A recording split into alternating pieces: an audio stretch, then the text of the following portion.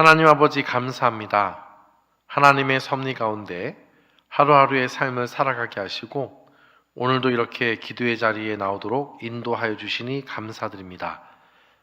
하나님께서 항상 인도하시지만 그 가운데서 하나님의 자녀답게 살아가지 못할 때가 많이 있습니다. 용서하여 주시고 더욱 하나님의 자녀답게 살아가는 삶이 되게 하여 주시옵소서. 그리 살아가고자 이 시간 나와서 모든 것을 다 내려놓고 기도함으로 나아갑니다. 응답하여 주시고 가장 선한 길로 인도하여 주시옵소서. 하나님의 말씀을 들을 때에 성령님의 조명하심으로 하나님의 말씀을 밝히 알게 하여 주시옵소서. 그리고 알게 된 것을 삶 가운데 적용하도록 인도하여 주시옵소서.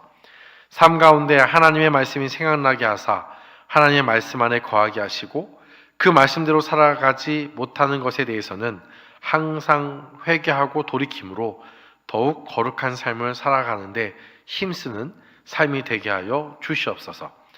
하나님의 말씀대로 살아가는 것을 억지로 하는 것이 아니라 하나님이 주신 마음으로 자발적으로 순종하게 하시고 그 순종의 열매로 인해 많은 사람들에게 복음이 전해지며 하나님의 영광만이 드러날 수 있도록 인도하여 주옵소서. 우리의 삶을 그리 인도하여 줄 줄 믿고 예수님의 이름으로 기도드립니다. 아멘. 이 시간 함께 나눌 말씀은 누가복음 4장 31절에서 44절까지의 말씀입니다.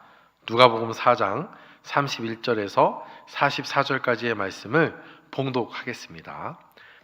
갈릴리의 가버나움 동네에 내려오사 안식일에 가르치심에 그들이 그 가르치심에 놀라니 이는 그 말씀이 권위가 있음이로라. 회당에 더러운 귀신 들린 사람이 있어 크게 소리질러 이르되 아 나사렛 예수여 우리가 당신과 무슨 상관이 있나이까? 우리를 멸하러 왔나이까? 나는 당신이 누구인 줄 아노니 하나님의 거룩한 자니이다. 예수께서 꾸짖어 이르시되 잠잠하고 그 사람에게서 나오라 하시니 귀신이 그 사람을 무리 중에 넘어뜨리고 나오되 그 사람은 상하지 아니한지라. 다 놀라 서로 말하여 이르되 이 어떠한 말씀인고 권위와 능력으로 더러운 귀신을 명함에 나가는도다 하더라. 이에 예수의 소문이 그 근처 사방에 퍼지니라. 예수께서 일어나 회당에서 나가사 시몬의 집에 들어가시니 시몬의 장모가 중한 열병을 앓고 있는지라. 사람들이 그를 위하여 예수께 구하니 예수께서 가까이 서서 열병을 꾸짖으신데 병이 떠나고 여자가 곧 일어나 그들에게 수종드니라. 해질 무렵에 사람들이 온갖 병자들을 데리고 나오매 예수께서 일일이 그 위에 손을 얹으사 고치시니 여러 사람에게서 귀신들이 나가며 소리 질러 이르되 당신은 하나님의 아들이니이다. 예수께서 꾸짖으사 그들이 말함을 허락하지 아니하시니 이는 자기를 그리스도인 줄로 암이러라. 날이 밝음에 예수께서 나오사 한적한 곳에 가시니 무리가 찾다가 만나서 자기들에게서 떠나시지 못하게 만류하려 하매 예수께서 이르시되 내가 다른 동네에서도 하나님의 나라 복음을 전하여야 하리니 나는 이 일을 위해 보내심을 받았노라 하시고 갈릴리 여러 회당에서 전도하시더라. 아멘. 예수님은 갈릴리의 중심 지역인 가버나움으로 이동하셔서 안식일에 회당에서 가르치십니다. 그리고 사람들은 그 예수님의 말씀을 듣고 놀라게 됩니다. 놀랐던 이유는 예수님과 다른 사람들의 차이점이 있었는데요. 다른 랍비들은 위대한 다른 랍비의 말을 인용하여 가르쳤다면 예수님은 구약 말씀 그 자체를 가지고 말씀을 전하셨습니다. 또한 그분의 가르침에서 메시아로서의 권위를 느꼈기 때문에 그들은 놀랐던 것 같습니다. 회당에서 예수님께서 말씀을 가르치신 후에 회당에서 귀신 들린 사람을 또한 이어서 고치십니다. 귀신 들린 사람이 먼저 예수님을 알아보게 됩니다. 예수님이 어떤 분이신지 알기에 우리가 당신과 무슨 상관이 있나이까? 우리를 멸하러 왔나이까? 나는 당신이 누구인 줄 아노니 하나님의 거룩한 자라고 귀신 들린 사람이 말합니다. 사람들은 예수님의 정체를 정확하게 몰랐지만 사탄은 그렇지 않았습니다. 하나님의 거룩한 자라고 말합니다. 곧 하나님의 구별된 자로서 귀신은 예수님께 간섭하지 말아달라고 요청을 합니다. 하지만 그것은 귀신의 바람이었지 예수님 앞에서는 아무 소용이 없었습니다. 예수님은 귀신에게 잠잠히 그 사람에게서 나오라고 명하십니다. 예수님께서 그렇게 꾸짖으실 때에 바로 귀신은 꼼짝 못하고 나오게 됩니다. 여기서 꾸짖다라는 표현은 귀신을 꼼짝 못하게 하셨다라는 뜻입니다. 귀신을 제압하시고 잠잠히 그 사람에게서 나라고 말씀하십니다. 귀신은 본래 하나님의 형상인 인간을 해치려는 자신의 목적이 있었지만 이것을 이루지 못하고 나오게 됩니다. 이 광경을 목격한 사람들이 귀신을 쫓아내신 예수님의 권능과 그 능력의 말씀에 놀라게 됩니다. 이 소문이 근처 사방에 다 퍼지게 되죠. 누가복음을 보시면 이 예수님과 마귀의 전투, 귀신과의 전투, 혹은 사단과의 전투를 종종 언급합니다. 사탄의 세력을 이기신 예수님의 그 권세, 그 능력을 강조합니다. 이와 같은 강조는 계속해서 나오는 내용이고 확인할 수 있습니다. 가버나움에 있었던 시몬의 집으로 가시게 되죠. 이 시몬의 장모가 중한 열병에 걸려 있었습니다. 그때 예수님께서는 꾸짖으십니다. 여기서 이 꾸짖는 것은 앞에서 귀신을 쫓아낼 때의 꾸짖다와 동일한 용어를 사용합니다. 그러므로 이 베드로의 장모의 열병 속에도 악의 세력이 있었고 그것을 꾸짖으신 것입니다. 시몬 베드로의 장모는 결국에는 어떻게 됩니까? 다 낫게 되었고 예수님의 수종을 들게 됩니다. 그리고 이어서 유대인에게 있어서 하루가 시작되는 시작점인 해질녘에 각색 병자들이 사람들에 의해 예수님께로 이끌려 나옵니다. 일일이 그 위에 손을 얹고 고치시죠.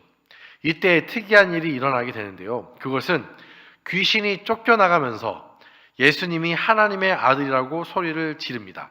그리고 예수님께서는 그런 말을 하지 말라고 금하십니다. 왜냐하면 아직 그것이 밝혀질 때가 되지 않았기 때문입니다.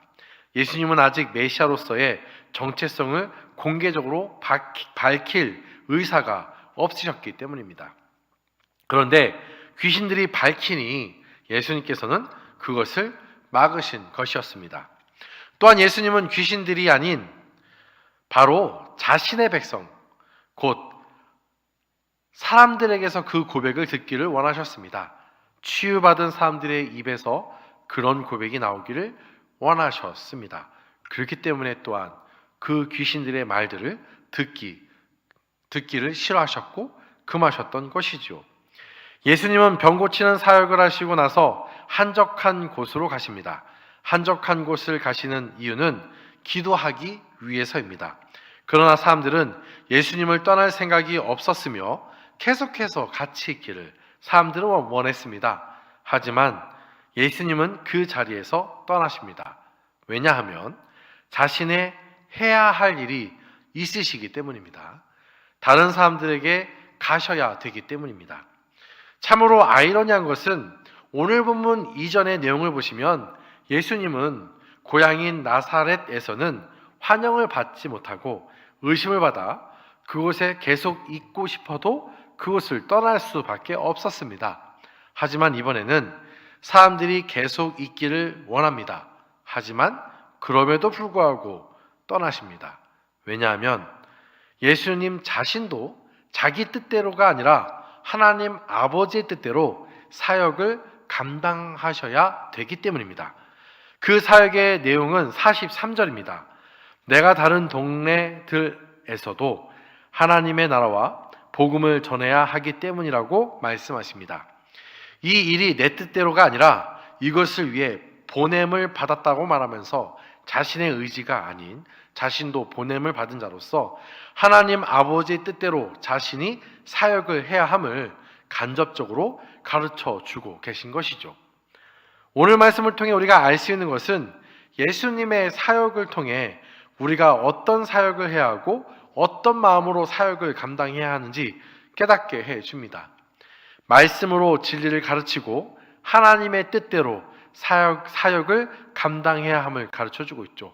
회당에서 말씀을 가르치시고 하나님께서 미리 예언하신 대로 약속하신 대로 병고침의 사역과 또한 그에 합당한 사역들을 감당하기 위해서 자신의 뜻이 아니라 하나님의 뜻에 따라 움직이는 것을 통해 바로 우리는 알 수 있습니다.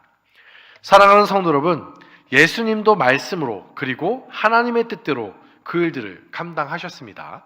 사람들의 요청에 따라서 하신 것이 아니라 진리대로 행하시고 본래 목적에 맞게 그 일들을 감당하시는 모습을 보게 됩니다.